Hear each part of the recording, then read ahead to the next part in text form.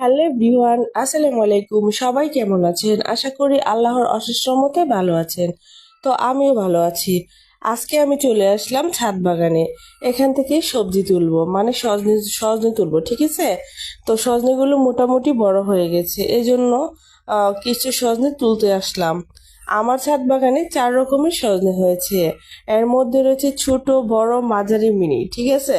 যে এইগুলো বলার মেন কারণ হচ্ছে যে আমার গাছে যে সজনেগুলো হয়েছে তা কিন্তু একসাথে ফুল হয়নি বা একসাথে ফলে পরিণত হয়নি বা বড় হয়নি। আস্তে আস্তে ফুল আসছে, বড় হচ্ছে, আবার খাওয়ার উপযুক্ত হচ্ছে। এগুলো কিন্তু ভালো, তাই না? আর এগুলো সম্পূর্ণ আল্লাহর হুকুমেই হয়ে থাকে, আল্লাহর ইচ্ছে হয়েছে, আল্লাহ এরকম ভাবে দিয়েছে। এতে করে নিজেরও ভালো, মানে আল্লাহর রহমত তো অবশ্যই আছে বিধে এরকম ভাবে হয়েছে। তা না হলে তো সব একসাথে এতগুলো সজনে খাওয়া যেত না। তো আস্তে আস্তে হবে, আস্তে আস্তে আমরা খেতে পারবো। এটা আল্লাহর একটি রহমত। তো আজকে আমি অনেকগুলো সজনে তুলেছি, দেখুন কতগুলো, মাশাল্লাহ।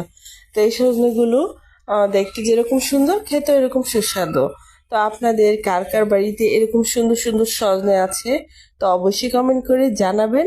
তো সবাই ভালো থাকবেন, সুস্থ থাকবেন, এই কামনা করছি। আল্লাহ হাফিজ।